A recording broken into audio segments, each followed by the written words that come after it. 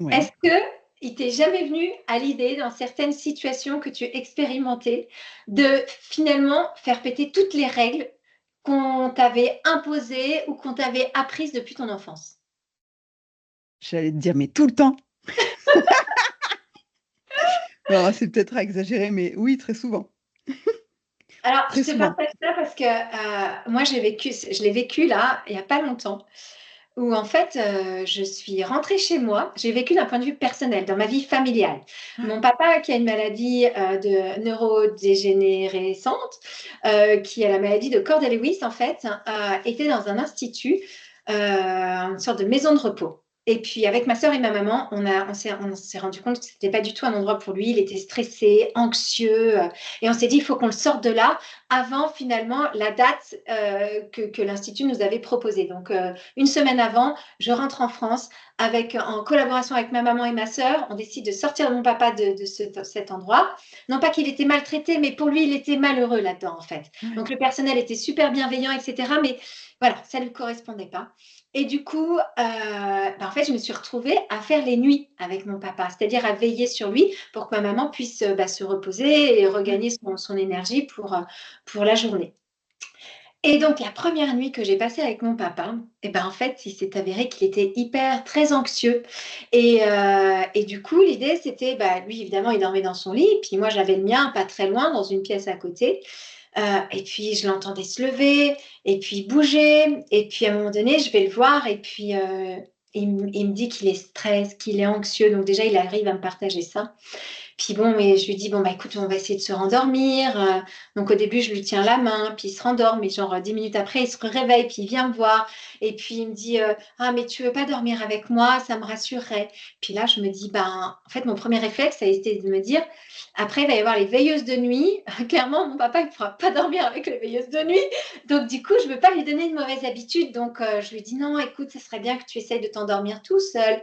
Et puis après, finalement, il vient me voir et puis, il me dit: «Vraiment, j'arrive pas à dormir, tu es hyper anxieux». On fait un petit exercice de respiration ensemble, tout ça, et puis là, je me suis dit, là, j'ai comme une intuition, j'ai dit: «Mais laisse tomber, en fait, heu je vis le moment présent. Là, maintenant, il a besoin de moi, de ma présence, alors je vais accepter de dormir avec lui».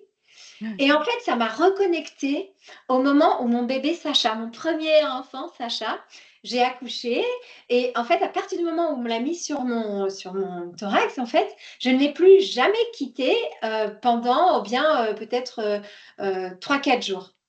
En fait, il était là et puis, donc à la naissance, une fois qu'on l'a lavé, en fait, on me l'a vraiment mis là et puis, il est resté tout le temps avec moi et les sages-femmes m'ont autorisée à le garder. Et puis après, c'était un peu la «mode» entre guillemets de, laisser son bébé dans le landau à côté de toi et même s'il pleure, tu craques pas, tu le laisses Ouais, pleurer. c'est nul. C'est Ah, nul ça. et moi, ce que j'ai fait, j'ai dit: «Mais no way, moi, mon bébé, il reste avec moi». Il pleurait. Tu imagines, on met ton enfant pendant 9 mois, il est dans ton ventre et tout d'un coup, pour lui, c'est une sorte de Il trauma, sort quoi. et il a qu'à s'habituer, quoi.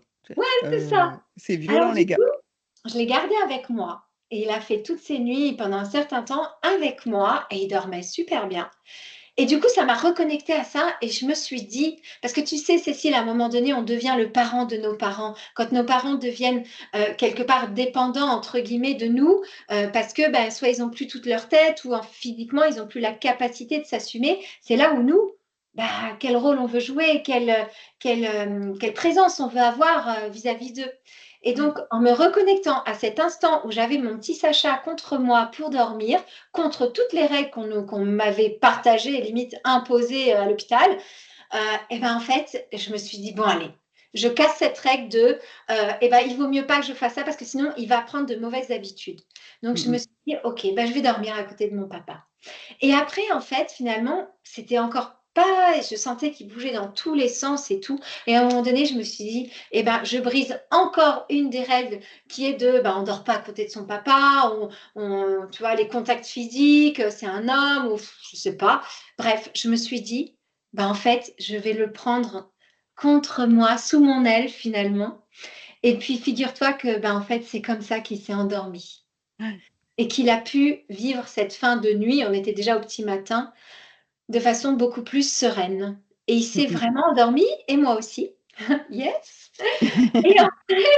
Et en fait, figure-toi que la nuit d'après, donc cette nuit-là, on est d'accord, on n'avait vraiment pas dormi ni l'un ni Ouais, l'autre. c'est clair.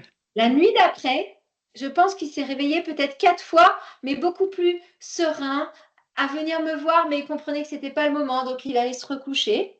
Et la 3e nuit qu'on a passée ensemble, il s'est réveillé qu'une seule fois à 5 heures du matin Ah, pour génial. aller aux toilettes.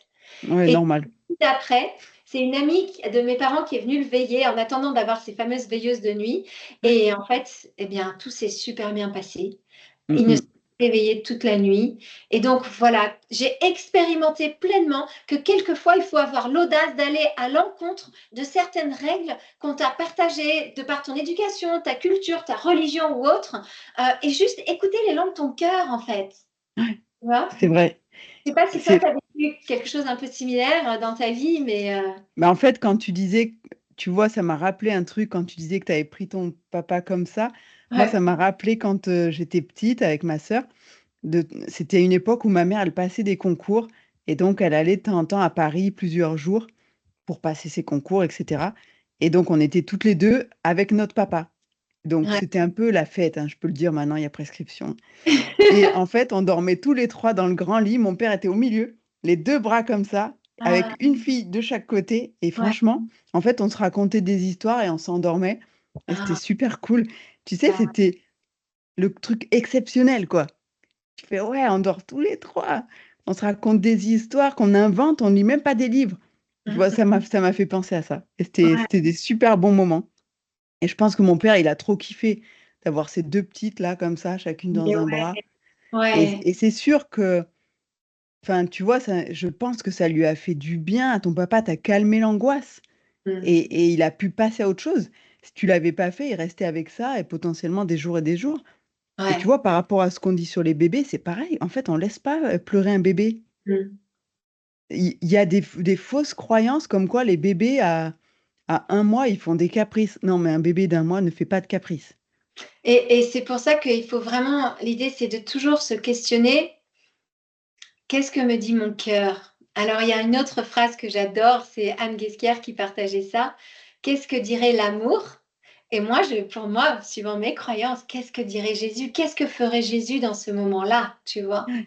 Hein, Et hein. donc vraiment toujours se reconnecter à son cœur parce que quand une maman, 10 ans après, entend que finalement la nouvelle mode, parce que tout le monde se rend compte que en effet c'est néfaste pour les enfants qu'on les laisse pleurer et qu'ils se rendent compte que finalement c'est beaucoup plus bénéfique de les garder avec soi, ben là en tant que maman tu ronges, tu te dis mon Dieu si je m'étais écoutée, tu vois? C'est ça. Et Mmh. ouais, donc pour pas avoir de regrets, j'ai envie de dire, faut tout le temps écouter son cœur. Ouais. C'est, ouais, Parce qu'après, regarde, si tu fais juste, preuve d'empathie et que tu essayes de te mettre à la place du bébé, ce qu'on disait tout à l'heure, il a passé 9 mois. Alors ouais. c'est pas 9 mois de conscience, hein, on est d'accord, je sais pas à quel moment la conscience apparaît, Cécile, mais elle apparaît non pas au mais en stade fait où du tu as 4 ressenti. cellules. Pour sûr de Mais ce ressenti, Cécile. mais il a vécu plusieurs mois dans un environnement confiné où il était sécure, Ouais, où tous les stimuli étaient un peu, tempérés. Tu vois? Le ouais, son un petit peu étouffé, ouais, tout en harmonie, quoi. tout en apesanteur. Ouais. D'un coup, c'est hyper violent en fait, d'un coup, il se retrouve à un endroit où paf, s'il se passe rien, il Il est fait juste scotché froid. au sol, tu vois? Il fait froid, Ouais, la nourriture, il faut la mettre dans sa bouche, il faut la digérer, nanana et puis, il y a plein de stimulations qui arrivent qui sont c'est comme si tu avais monté le volume fois 2 quoi, tu vois? Et et remets-toi à la place de ce petit bébé. ouais, S'il pleure, c'est que c'est trop de choses, quoi et toi, tu et te dis: «Ah bah, laisse-le pleurer, ouais, mais ouais, non». ouais. Et puis aussi, j'ai envie de dire, reconnectons-nous aux vivants. Regarde les animaux, comment ils font avec leurs petits. Ouais et ils les abandonnent pas, comme ça, Ouais, mmh tu vois, et c'est pourtant, ils sont mieux finis que les nôtres. ah, qu'est-ce Dans que le tu veux sens, les dire? animaux, Ah, je sais ils ont pas. ils ont une gestation qui va plus loin dans le développement du bébé. Tu D'accord, prends regarde les petits chatons ou oui. les le plus impressionnant, c'est les poulains. Je sais pas si tu as déjà vu des Oui, poulains qui viennent de naître, 1 heure après, ils sont debout, oui, c'est alors vrai, que ils sont debout et oui, tu as raison. D'accord, le oui. bébé humain, il naît très immature Oui, oui, oui. et ça, c'est lié à l'évolution parce qu'au au départ, en fait, je raconte la petite histoire, je vais essayer de faire la version courte, mais Ouais. le fait de nous être mis debout et de marcher sur 2 pattes, ça a modifié la forme de notre bassin. Mmh. Ce qui fait que les femmes ne pouvaient plus accoucher de bébés aussi gros que quand tu marches à 4 pattes et que ton bassin a une forme plus ouverte. Mmh. Donc après, on peut imaginer que dans l'évolution, les Mmh. premiers bébés qui étaient trop gros, ils sont morts et les femmes aussi, parce D'accord, qu'ils arrivaient plus à sortir quoi, tu vois?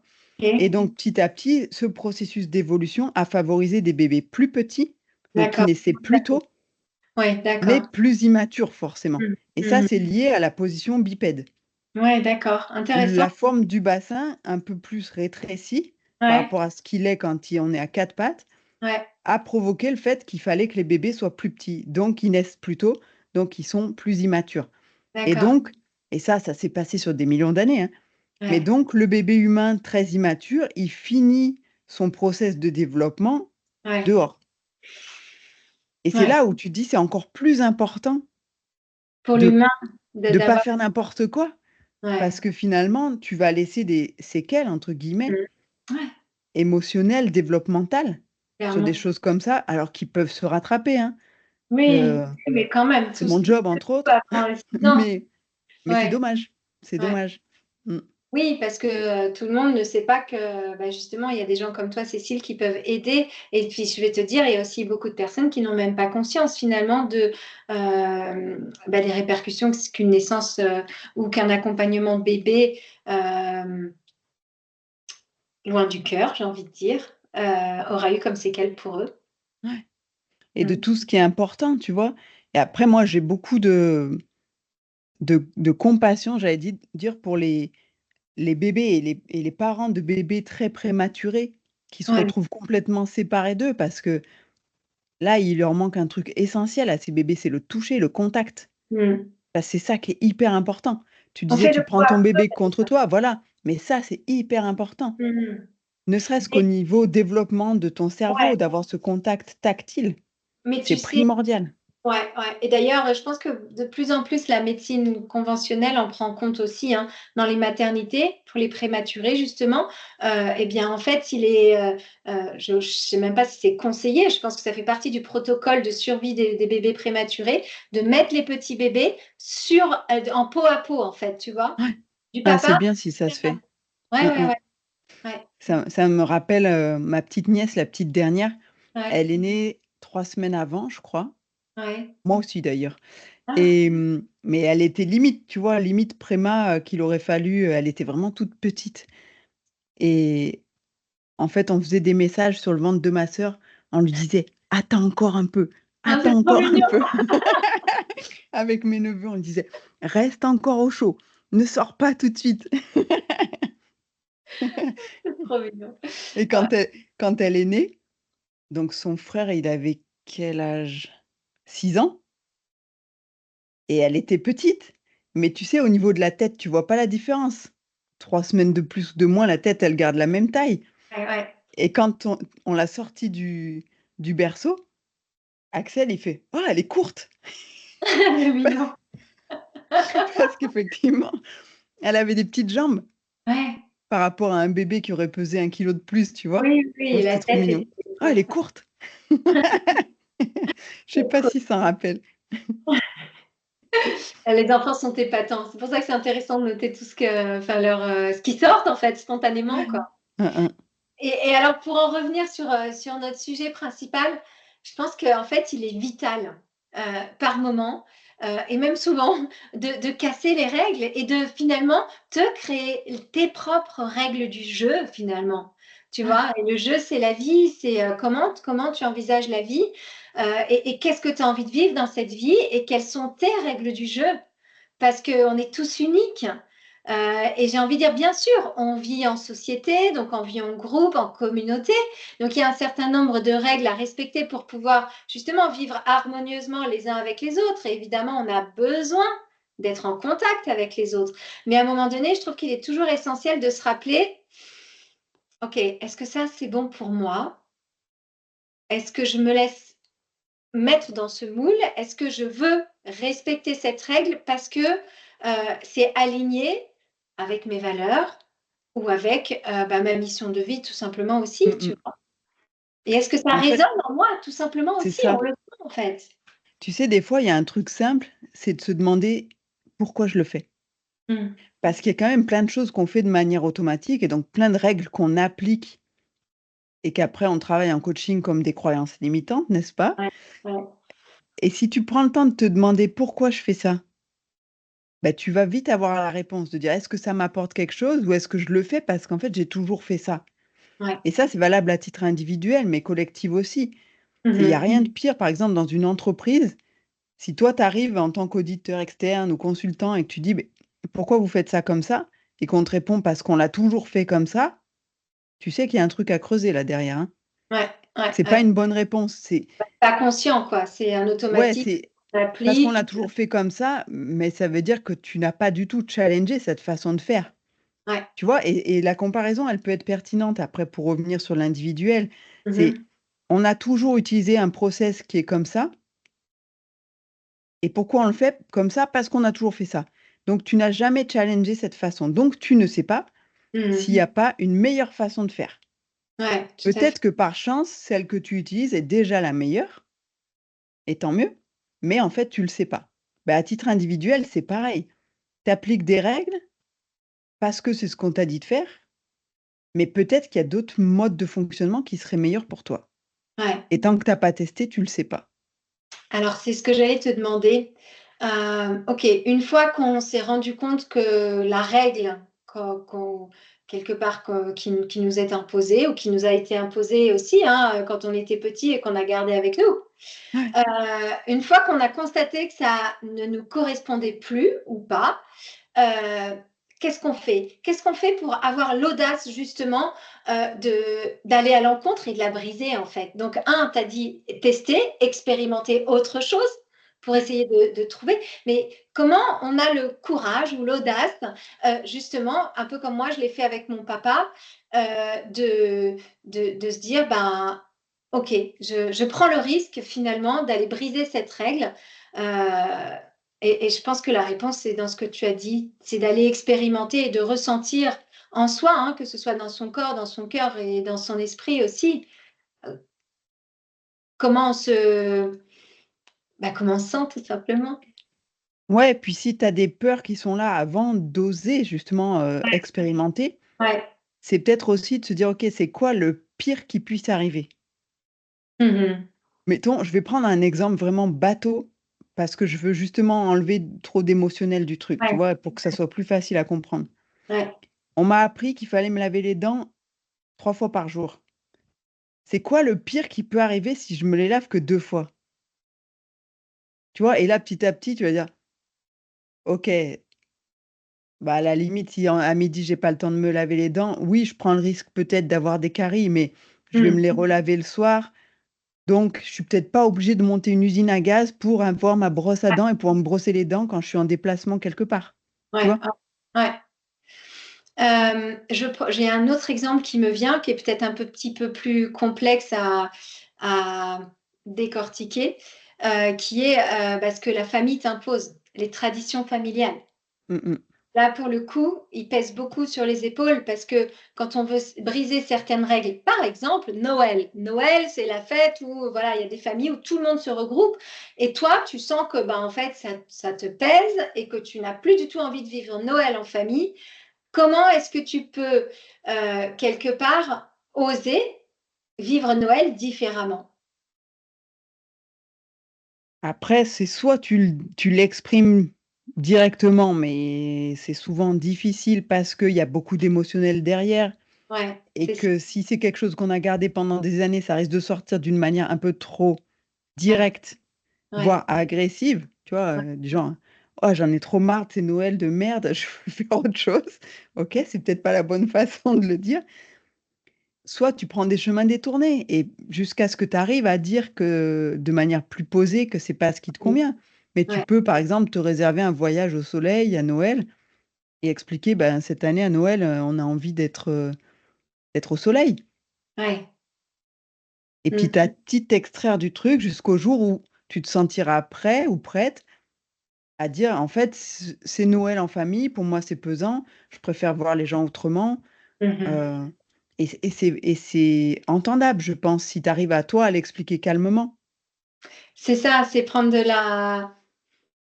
accueillir ces émotions qui sont là, aussi calmer ton mental et qu'est-ce qu'ils pourraient dire et qu'est-ce qu'ils vont dire si je fais ça, qui sont liés à la peur. Et quelque part, aller décortiquer la peur, comme tu le disais tout à l'heure, de se dire qu'est-ce qui pourrait m'arriver de pire si je passe à l'action finalement. Et tu sais que quand Et, tu fais cet exercice du pire, tu te rends compte que souvent, c'est pas le pire hein, qui arrive, c'est le truc le plus petit qui arrive, hein.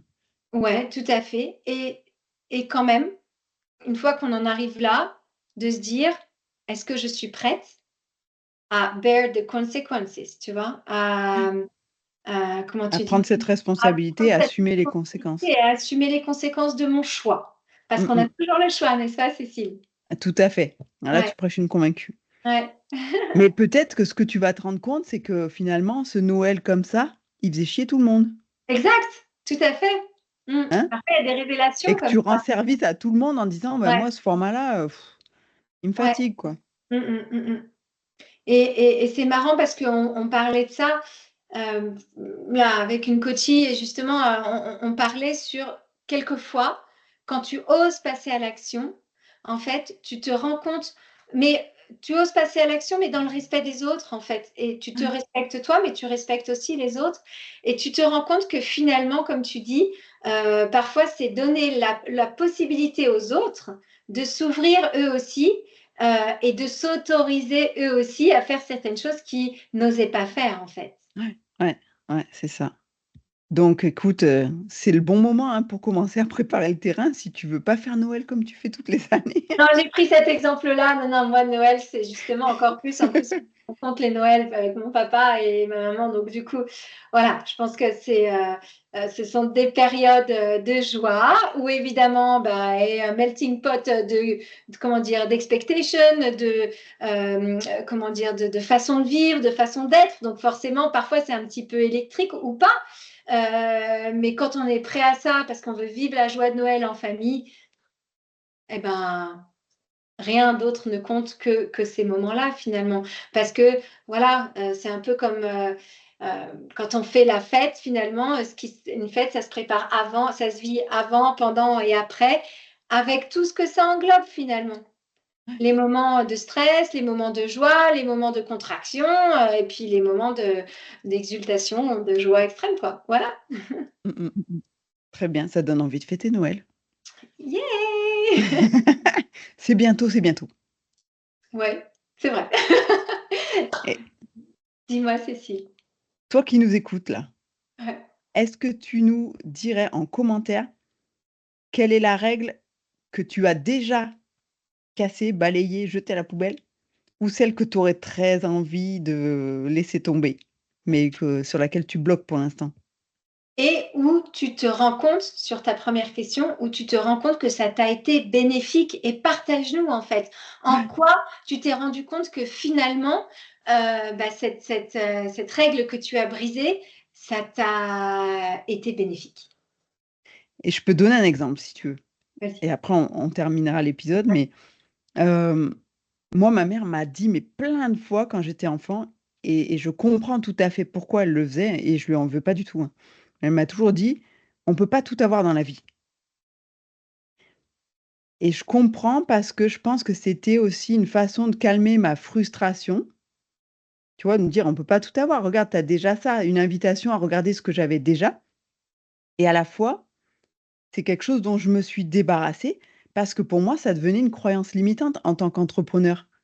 Tellement. De dire: «On peut pas tout avoir». Tu peux pas avoir la liberté, plus les revenus, plus le machin, plus en fait, si, tu peux tout avoir si tu veux. Ouais, ouais.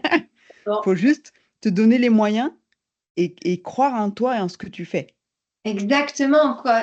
Te rendre compte de ta valeur et de la valeur que tu peux apporter au monde. Et Ouais. une fois que tu es convaincu de ça, c'est bah, c'est là où tu rayonnes et où justement, en termes énergétiques, finalement, bien tu deviens un magnet, quoi. On peut tout avoir dans la vie.